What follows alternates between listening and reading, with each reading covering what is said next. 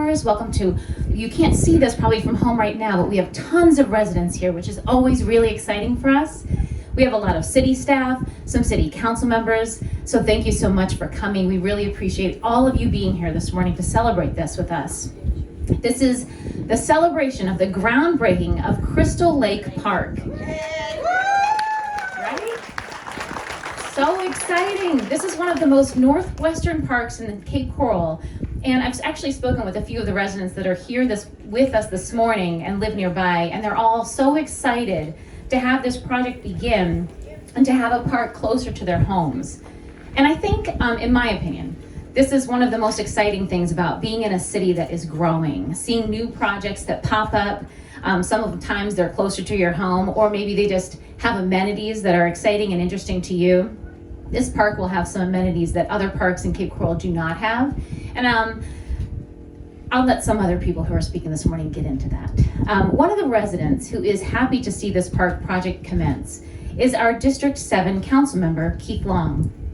He lives in District 7, where this park is located, and he is here this morning to speak to you about the park and some of the really interesting amenities that I mentioned earlier that this park is going to have. So please join me in welcoming council member Keith Long to the podium.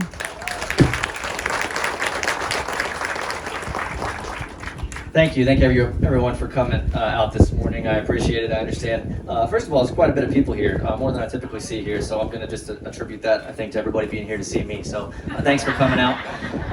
As Melissa said, my name is Keith Long. I'm your District 6 representative here in Northwest Cape Coral, and I appreciate you all coming out. I understand it's a little bit off of your traditional beaten path this far north in the area, and so we welcome you to our community here. It's a special day, as Melissa said. It's a long time coming, and I think the best way to kick off my discussion here is to go with the tagline for Parks and Recreation, which is it starts in parks.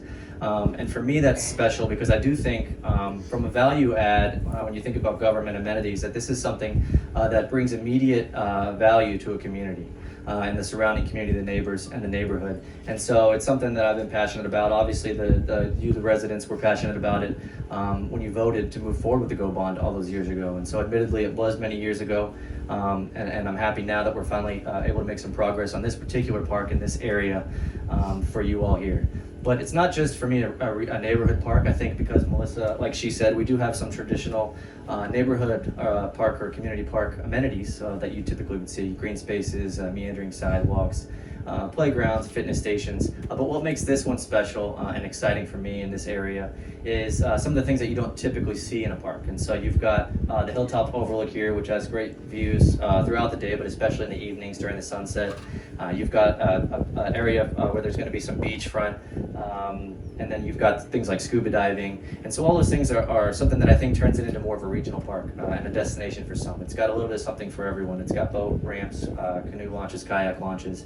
So it really kind of checks a lot of boxes that you typically would see, but others that you don't.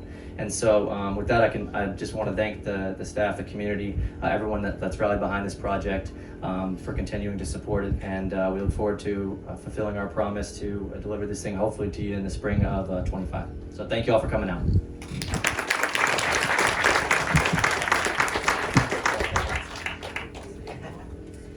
Thank you so much, Councilmember Long, and I apologize. I said that with such confidence, District 7, but he's in District 6, and this is in District 6, and I apologize. Thank you for correcting me. What the heck? If you've been keeping track of our project groundbreakings and ribbon cuttings, then you're aware that a majority of these events revolve around various park projects. Lots of parks, sometimes other facilities, but tons and tons of parks. So our next speaker is a very busy person these days with all of the park openings and groundbreakings. But of course, he's taken time out of his busy day to join us here this morning and celebrate with us. Please welcome the City of Cape Coral's Parks and Recreation Director, Joe Petrella.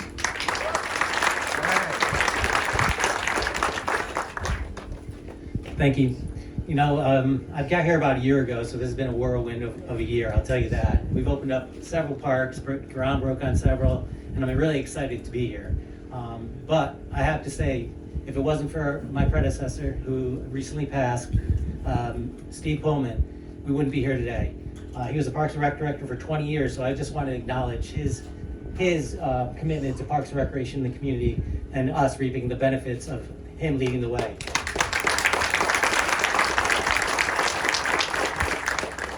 There's not much more I could say that Councilmember Long did not say about the park. I'm really excited about this feature, this park for our community. It has some great features and amenities that we do not currently have in our system.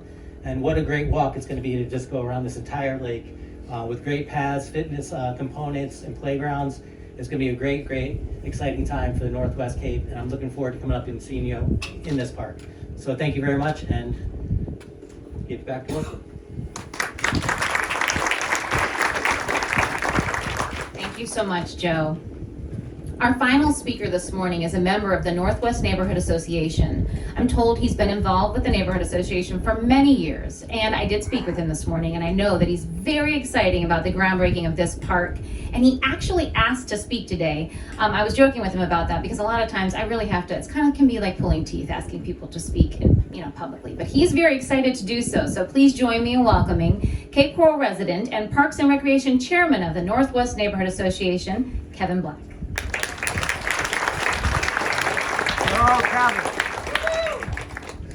Thank you, Melissa, and thanks everybody for coming out this morning. And it's true, as being a part of the NWNA board since 2019-2020 and being the parks guy, every time I'm asked for an update on what's going on with the parks, it's about a 10-second reply. Not much. So it's been a long time, and it's been exciting that we're finally here today. It's exciting for me to be able to come out and talk about the parks, and particularly this park. As the goal bond was put forth, and I was looking at all the parks that were going to be built here in the Northwest and around the Cape, this one came and just had a lot of, resonated well with me in terms of the amenities that were going to be here with the walking paths. And then I came out, some resident called and said, hey, they're building Crystal Lake. And I said, no, that can't be, because it's not approved. So how can they do that? And I come up here, and there's trucks up here dumping a bunch of dirt here at the end. And I'm like, oh my goodness, what are they doing? Maybe they're just storing it. And they built that beautiful hilltop location over there. So I hiked right up there when I wasn't supposed to.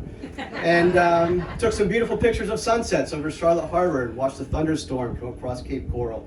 And what an amenity that's going to be, along with everything else that's going to be here in the park. And Crystal Lake is going to truly be a gem. And like most people probably here today, you looked at the GO bond, and Councilman Long mentioned it. We looked at the GO bond when I first moved here, and says, wow, all this money that's invested in these parks, my goodness, what's the return on that? And over the years, I had the opportunity to spend a lot of time in Joe Stonis down the street and Serenity Vista walking my dogs. And I really got to see what the value it is to have these parks and the ability to exercise and take your dogs for a walk in a safe environment, not have to worry about cars, and play pickleball and play more pickleball when the lights are on.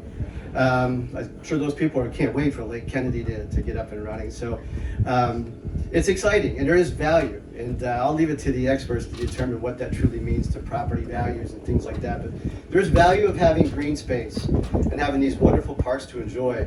And the one takeaway that I saw with them is, we don't really have neighborhoods in Cape Coral per se. We're sort of one big grid, right? Which makes it easy to drive, right? But we don't always have that neighborhood feel that you typically have in older cities and things like that. But one thing I've seen by going to the parks is people come out and they get to meet each other. They get to meet their neighbors.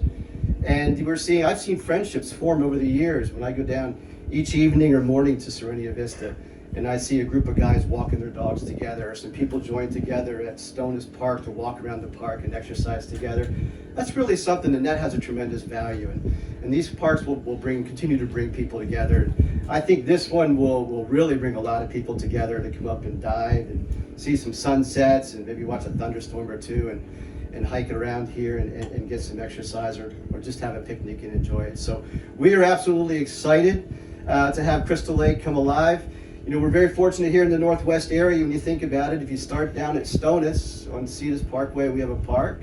We have Serenity Vista on the way up. We have Tropicana eventually coming up more on your way up here.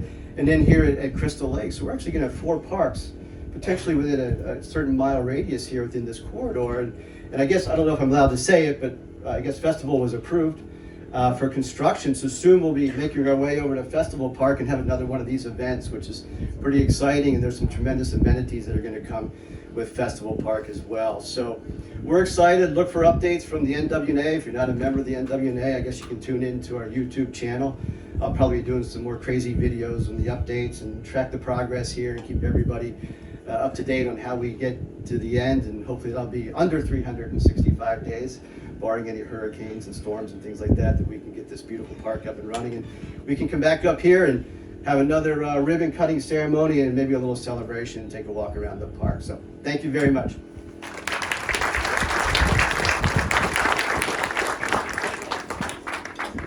Thank you so much, Kevin. We really appreciate you, and I appreciate you speaking this morning. This basically concludes this portion of the ceremony. So what I would like to do at this point in time is get ready to toss this dirt. So I'd like to ask our council members, Councilmember Long, Councilmember Carr, Councilmember Cosden, Councilmember Shepherd. I hopefully haven't left anyone out. If there is another council member that I haven't called, please come on up here and grab one of these shovels behind me. Our Parks and Rec Director, Joe Petrella, our Assistant City Manager, Connie Barron. If you'll please come on up here, I know you love to get on camera, and grab a shovel. We will toss this dirt. Melissa, where's the joke? Well, today's my birthday, so let's sing. Oh yes, Kevin, please come on up and grab a shovel.